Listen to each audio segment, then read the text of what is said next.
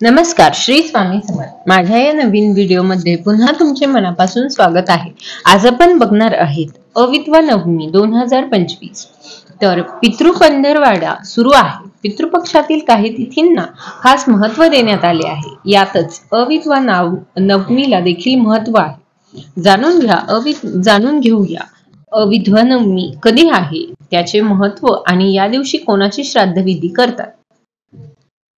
सध्या पितृपक्ष सुरू आहे आणि अविद्वा नवमी हे 15 सप्टेंबर रोजी येत आहे। पितृपक्षातील सर्व दिवस हे महत्त्वाचेच आहे, कारण या कालावधीतील प्रत्येक तिथीला विविध पितरांचे श्राद्धविधी केले जाते।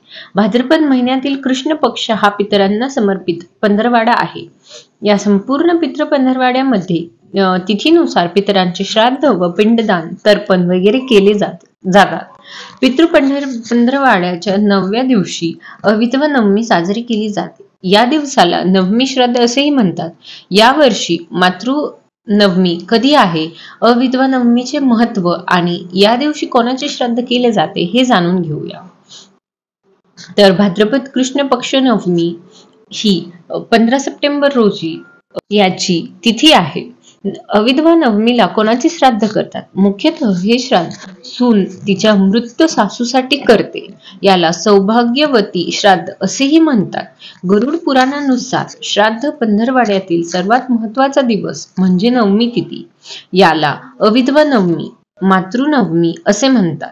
गरुड पुराणानुसार या दिवशी माता, बहिणी आणि मुलींचे श्राद्ध केले जाते। या पुराणात मातृनवमीच्या दिवशी श्राद्ध फक्त स्त्री पितरांचेच केले जाते असा उल्लेख आहे। विधीनुसार श्राद्ध केल्याने मृत महिलांचे आशीर्वाद प्राप्त होतात आणि घरात सुख समृद्धी येते।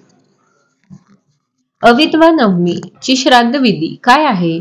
तर अविद्वा नवमीला स्नान आणि ध्यानानंतर तर्पण आणि पिंडदान इत्यादी पितरांचे आत्म्याच्या शांतीसाठी केले जातात। या दिवशी मृत विवाहित महिला, सुना, मुली इत्यादींचे श्राद्ध केले जाते।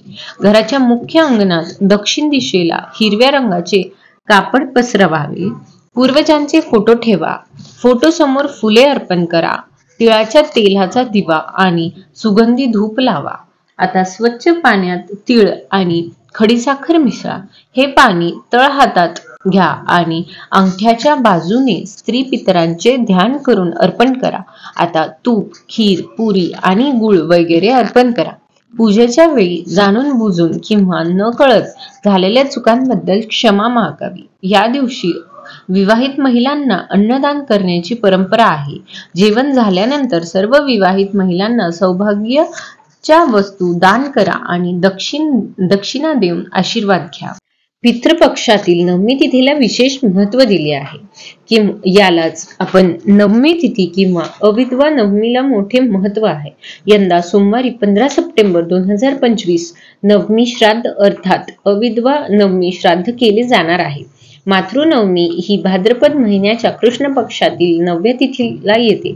या दिवशी परिवारातील विवाहित महिला ज्या सवाष्ण म्हणून मरण पावलेल्या त्या महिलांसाठी पिंडदान केले जाते। अविद्वा नवमीला ब्राह्मण मुथायदे भोजन खाऊ घातले जाते। अन्नदान केल्यानंतर ब्राह्मणांना दक्षिणा दिली जाते। याला मातृनवमी श्राद्ध म्हणतात। याला नवमी श्राद्ध आणि अविद्वा श्राद्ध असे देखील म्हणतात। पती जिवंत असताना ज्या स्त्रीचे निधन होते तिच्या शांतीसाठी केलेले श्राद्ध यालाच अविद्वा नवमी श्राद्ध असे म्हटले जाते। सवाष्ण स्त्रीला मरण प्राप्त झाल्यानंतर तिच्यासाठी मुलांनी किंवा तिच्या पतीने पितृपक्षातील नवमीस पारवाना विधीने अविद्वा नवमी श्राद्ध करण्याबद्दल आपल्या शास्त्रात सांगितले आहे। सवाष्ण म्हणून मरण झाल्यानंतर त्या स्त्रीचे गणना सधवा म्हणून होते। तिच्या पतीचे निधन झाल्यानंतर देखील ती सधवाच असते। सवाष्ण स्त्रीचे निधन झाल्यानंतर पितृपक्षातील अविद्वा नवमी तिथीला तिचे श्राद्ध तिचा पती अथवा तिचा मुलगा करू शकतात। मुलाची मुंज झालेली नसली तरी त्याला हे श्राद्ध करण्याचा अधिकार दिला आहे।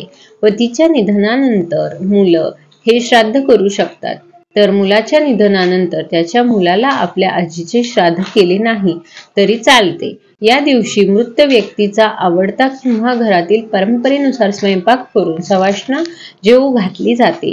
तिला साडी, ब्लाउज पीस, कुमकुम, आरसा आणि फुले दिली जाते. अशी आहे अविधवा नवमीची माहिती व कोणासाठी हे नवमीचे श्राद्ध केले जाते व त्याची संपूर्ण विधी. श्री स्वामी समर्थ.